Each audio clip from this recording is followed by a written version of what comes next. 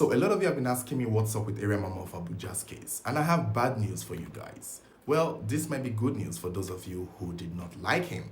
The last we heard from the police regarding his case was that they were going to work with his parents to uncover the mystery surrounding his death. When I heard this, that was the moment I knew his killers would never be found.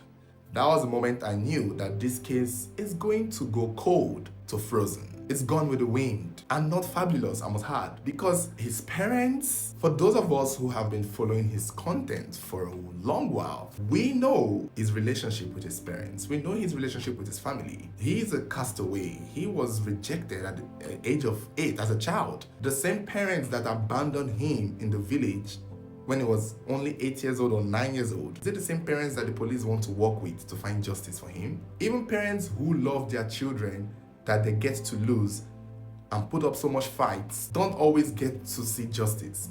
Talk more of parents who never liked or loved their child for one day. Is it the same parents that when he grew up a little and found his way by himself to Abuja to be with his family, but his father used the cutlass to chase him out in the middle of the night to go back to Abakaliki? Is it that same parents that the police are working with to find justice for him?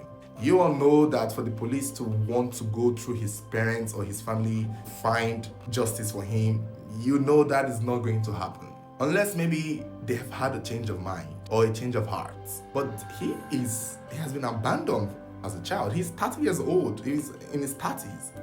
And from the age of 8, his parents, his family have mostly dejected him, which played a role in his choice of lifestyle, not just to dress as a woman, but to go into the street in the middle of the night to be a male trans cross-dressing prostitute. That is what his parents and family rejection did to him. That rejection was what brought him to the life that eventually killed him. And to hear the police say that they want to go through his parents to find justice for him is laughable, is ridiculous. It's almost as though they really don't care. If you guys want to close the case, close the case. Don't tell us you want to work with his parents, because it's almost the same thing as you pretty much not doing anything. For what we know, especially here in Nigeria, for the police to take a case seriously, pressure needs to be mounted a little bit, or God needs to touch the detective's heart or the police force heart to take it upon themselves to finance the journey in finding justice for him. Otherwise, it is we, the loved ones, that constantly need to go to the police to put pressure on them, to remind them to put this case in front of their desk, to make it a priority, because there's always going to be new cases. There's always something new. So his case would easily be shoved around, because I don't imagine his father, the one who used cutlass to chase him out of the house, going to fight for his right or going to fight for justice for him. I don't imagine his mother doing it. I don't know how he is with his siblings. I never saw a video of him talking about his relationship with his siblings, but I'm assuming since he made money towards the end of his life, they probably came to collect money. But if that's not the case, I don't also imagine his siblings going to fight for him. I don't imagine his family actually pushing for justice for him. For you to want to do that, you kind of have to love the person. You kind of have to care for the person.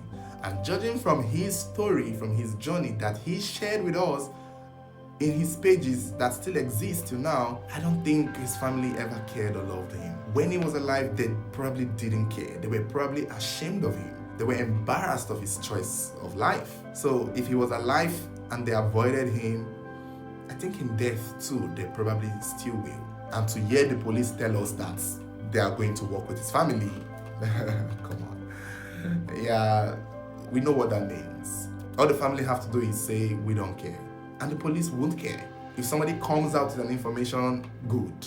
If somebody comes out with knowledge of what happened to him, fine. But it would take probably VDM, Iyabo Ojo, it would take powerful celebrities, it would take people with powerful voices and people in powerful position to speak up so that the police can eventually put this boy's case at the top of their shelf, at the top of their pile of cases. Because we know the police have piles, they have multiple cases. So the ones that is getting less traction and attention or pressure goes underneath, and that is how a case go cold. It's just unfortunate that we live in a world where people would rather see his killers walk free than see him walk free. It's so unfortunate that people hate him so much that they believe he deserved what he got.